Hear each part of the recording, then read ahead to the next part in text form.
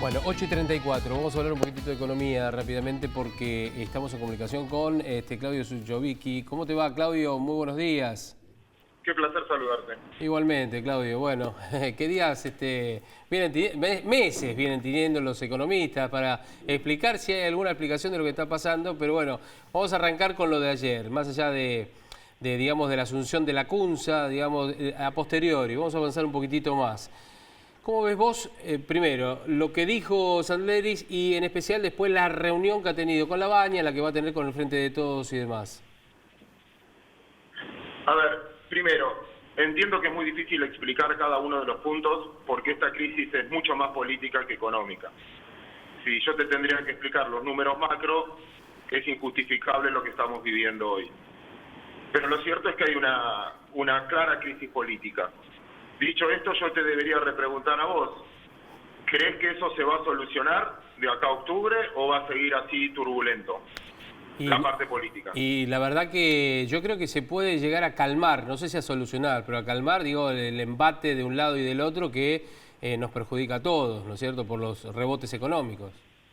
Está perfecto. Si tu análisis se da, que los políticos estén a la altura de la circunstancia, lo que hicieron ayer fue anunciar un orden de prioridades, poniendo, creo, en cierto lugar a la gente por encima de los mercados, sí, y a los de menos poder adquisitivo sobre el resto, provincias y demás. ¿Qué quisieron hacer? Anclar las expectativas inflacionarias por el riesgo que hay precisamente a la inflación, que es a lo que más le pega, obviamente, una obviedad lo que voy a decir, es al que no tiene protección contra eso, al que no puede trasladar a precios, sea al asalariado y a la economía informal argentina, que es el 50% de los menos pudientes hoy en Argentina. ¿Cómo hacen para anclar la expectativa inflacionaria? Y bueno, tratarán de anclar el valor de las naftas, tratarán de anclar las tarifas que ya están ancladas y tratarán de anclar el tipo de cambio ahora y el dólar y utilizar las herramientas que tienen para tratar de dejarlo quieto. Si eso sucede, se tranquiliza y evitas uno de los principales riesgos, que es social. Y creo que en ese objetivo yo comparto. Después, obviamente, los mercados reaccionan también desde el lado del bolsillo, diciendo, bueno, esto va a afectar a largo plazo, esto va a afectar al tipo a la deuda y demás, y obviamente tenés una baja de mercado, pero en el fondo hiciste o viviste un orden de prioridades social y creo que era necesario. Bien. A ver, interpretemos esto también y le apunto a lo político y a lo económico, a ver si coincidís. Después de lo ocurrido tras las PASO y sobre todo con ese cimbronazo de ese lunes negro, con los números a la vista, la oposición, en este caso el Frente de Todos, debería estar un poco, entre comillas, más tranquilo, ¿no? Porque tiene un número que lo sustenta, lo tendrá que refrendar, en todo caso, el 27 de octubre. El gobierno, oficialismo, lo que va a tratar es de revertir y llevar a la oposición como mínimo a un balotaje. Ahora, a ninguno le conviene un escenario de crisis 2001, si bien estamos lejos, pero bueno, crisis, caída de los mercados, el dólar por las nubes y demás, porque aquel que asuma el 10 de diciembre, sea quien sea, va a encontrarse con un fuego prendido en un lugar donde no es conveniente. Sí, eso diría la lógica, pero hasta ahora ninguno se comportó con lógica. Y vos decís, bueno, no sé, yo los conozco, soy grande, los viví a todos como gobierno, sí, y no necesariamente a veces el bien común está por encima de las ambiciones personales. Yo no lo viví hasta ahora. Ojalá sí. En este contexto te diría, Argentina después de toda esta hecatombe va a terminar más como en el 2003 que como en el 2001, porque finalmente no es comparable. Sí, vos no tenés tipo de cambio fijo, vos no tenés problemas de los bancos o solvencia de los bancos, porque todos teníamos plazos fijos en los bancos y los bancos los tenían prestados a compañías que no lo podían devolver o al Estado Nacional. Hasta ahora los dólares están en dólares y ayer lo mostraron, con lo cual no puede haber intranquilidad, nervios, pero los dólares están. No tenés tipo de cambio fijo, con lo cual la propia devaluación licuó la deuda en pesos. Aquel que tenía un plazo fijo en pesos vale un 30% menos de lo que valía en dólares hace una semana. O aquel que tenía el ELIC, también la licuaron un 30%, lo que fue la devaluación contra una tasa fija. Así que desde ese punto de vista, me parece que tenemos exceso de pasado, siempre digo lo mismo, y a veces reaccionamos por lo que alguna vez nos pasó, pero los contextos son completamente distintos. Claudio, buenos días. Sofía Bustamante te saluda. ¿Cómo estás? ¿Qué haces, Sofía? Quería saber el tema de la reestructuración de la deuda, porque si bien salen a decir que no se va a hacer, el mercado lo tiene como asegurado, como que va a pasar. Igual esto sucede en el resto del mundo. Es decir, se renueva la deuda. En este caso, la reestructuración, ¿por qué está tan mal vista? Porque no nos queda otra en realidad. A ver, vos tenés un contrato firmado en el cual hay mucha gente que invirtió en bonos en un contexto y yo tenía, no sé, $10.000 y tengo la promesa de cobrarlo, por decirte algo, en octubre del 2020. Eso como prioridad.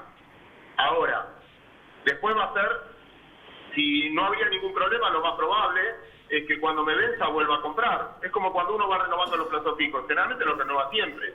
Ningún país cancela su deuda. Siempre, siempre, siempre se renueva. Después es una visión, es una manera política de cómo enfrentar las cosas. Uruguay en el 2002, a la misma altura que nosotros, se sentó con los acreedores y le dijo, che, te tiro los plazos. Bueno, dale. Y Argentina fue hostil. Bueno, ¿sabes qué? Te voy a hacer una quita del 75%. No sabes con qué Argentina y con qué reestructuración te vas a encontrar. Ahora los precios de hoy ya te dicen, si la deuda está a la mitad del valor, toda la deuda argentina vale la mitad de su valor nominal. Un cheque de $10.000 vale 5.000.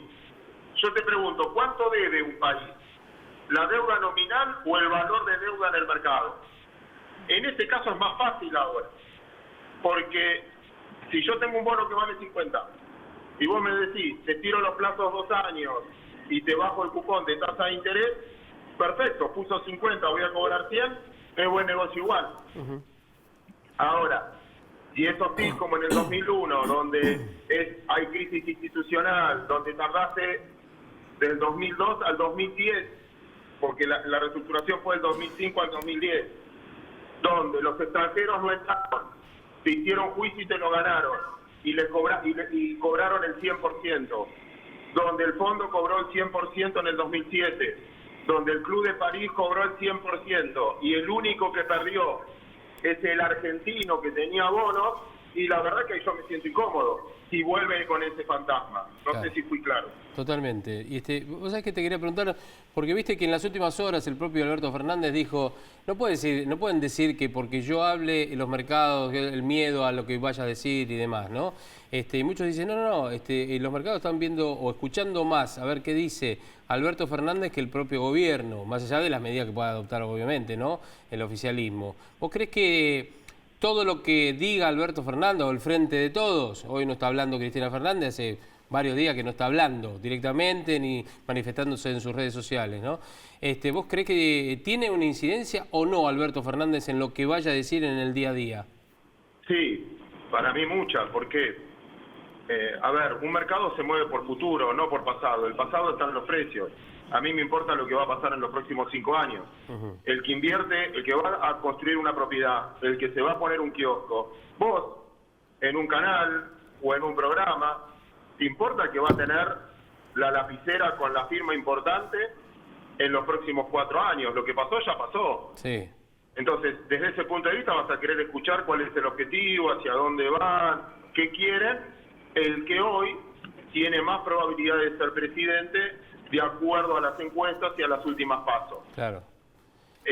Obvio que sí. O sea, yo no conozco, vamos a suponer que yo soy gerente de una compañía. Me dicen, che, te trasladamos a Alemania. Y los empleados no me van a querer escuchar a mí, van a querer escuchar al gerente nuevo, si es el que va a diagramar sus destinos. Y Claudio, vos coincidís con Loser. Ayer Loser dijo, mirando obviamente, él, aquellos que no lo conocen, Loser fue uno de los funcionarios argentinos en el Fondo Monetario Internacional, un hombre reconocido, de consulta y demás, está viviendo en los Estados Unidos allí. Ayer dijo, entre otras cuestiones, ¿no? que para los mercados, en especial para Wall Street, viendo cómo está el panorama, por lo menos electoral hoy por hoy, el gran problema que ven dentro del Frente de Todos es Cristina Fernández de Kirchner, digo por su experiencia en el pasado. ¿Vos lo considerás de la misma manera? Es que no sé, la verdad no sé, yo no me dedico ni analizo la política. Desconfianza hay, obviamente, porque uno para ver mira el track record.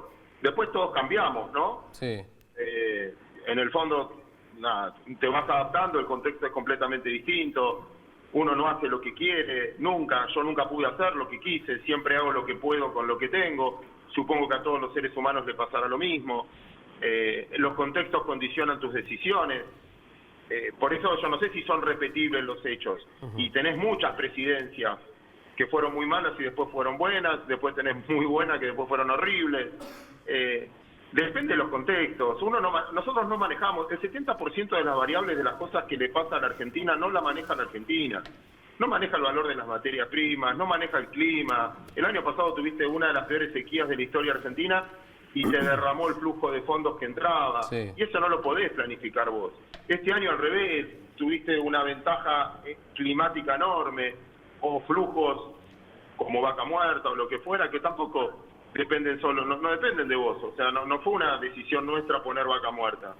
Dependés del clima, dependés del si hay guerra comercial o no en el exterior. Ahora los vientos juegan muy a favor, las tasas están negativas en todos los países del mundo. Hoy tenés muchas condiciones para decir, che, el mundo no es una excusa, si nos ordenamos un poquito, qué fácil va a ser salir de acá. La verdad que el año pasado sí tuviste muchas adversidades, este año no tenemos excusa. Pero te repito, el 70% de las cosas que nos pasan no dependen de nosotros. Claudio, y para terminar, ¿por qué crees que, por ejemplo, el votante de Alberto Fernández confía en que, bueno, si perdió su trabajo lo va a recuperar, que va a activar la economía, que efectivamente las tasas van a bajar y se van a poder volver a financiar? Todas esas políticas de crecimiento hacia la economía, ¿por qué crees que el mercado no las toma como algo positivo también y dice, bueno, en una de esas quizás lo logra, en una de esas Argentina deja de estar en recesión? ¿Cuál es la diferencia ahí de la esperanza de un votante, un argentino que quizás no la está pasando bien, a lo que espera el mercado? Perfecta la pregunta. Me queda grande la respuesta porque yo no interpreto a la sociedad. Lo que yo te quiero cambiar es lo siguiente. ¿Vos estás seguro que el votante votó a favor o no votó en contra de, como pasó en el 2015? ¿Vos estás seguro que vivís en una sociedad que vota con visión de futuro y no por lo que le pasó en el pasado? Entonces, es difícil construir cuando la mitad quiere ir para un lado. Bueno, ahora debería decir el 60% quiere ir para un lado y el 40% para el otro. Es difícil cuando tenemos prioridades distintas. No sé, también es muy difícil cuando uno tiene mayoría absoluta y pueden hacer lo que quieren. Pero yo no sé si el voto fue tan a favor de... Pero al menos él dice que quiere hacer eso. Si lo logra sería algo positivo en cuanto a que, bueno, no sé, que se reactive la economía. El tema es cómo, claro, bueno, con la inflación que tenemos, si no lo solucionamos... Yo no creo la maldad de alguien. Yo no creo que alguien quiera, che, yo voy a llegar para hacerle mal a la gente. No creo que ningún presidente quiere castigar a su pueblo. Hacen lo que pueden. Para eso tenés restricciones. Vos para hacer crecimiento y todo lo que dicen, lo indispensable es la inversión. Vos no podés crecer sin inversión. El 50% del PBI argentino es gasto público. No es que estoy opinando. El 50% es gasto público. 20 millones de personas viven del Estado Nacional. Si vos no incentivás lo privado para que haya inversión y para que finalmente paguen impuestos, etcétera, den trabajo y demás, ¿cómo haces para sostener donde el 50% no depende de la facturación? Claro. Sino que entonces, depende de los impuestos de todos nosotros. Bueno, hoy pagan impuestos 8 millones de personas y 19 viven del... Que está bien, son necesarios, está perfecto, ni cuestiono, ya está. Es lo que hay, es lo que tenemos. Ahora, vos necesitas inversión. Para que alguien invierta no le tenés que cambiar las reglas. Claro. Acá le cambiamos las reglas, fíjate lo de Vaca Muerta esta semana. Y yo lo entiendo, y no es que estoy en contra de las medidas, pero me pongo del lado del que dijo, che, vos me dijiste que no me ibas a cobrar retenciones y ahora me cobras retenciones. Sí. Después, vos decís lo que dice Alberto Fernández y toda esa historia, perfecto.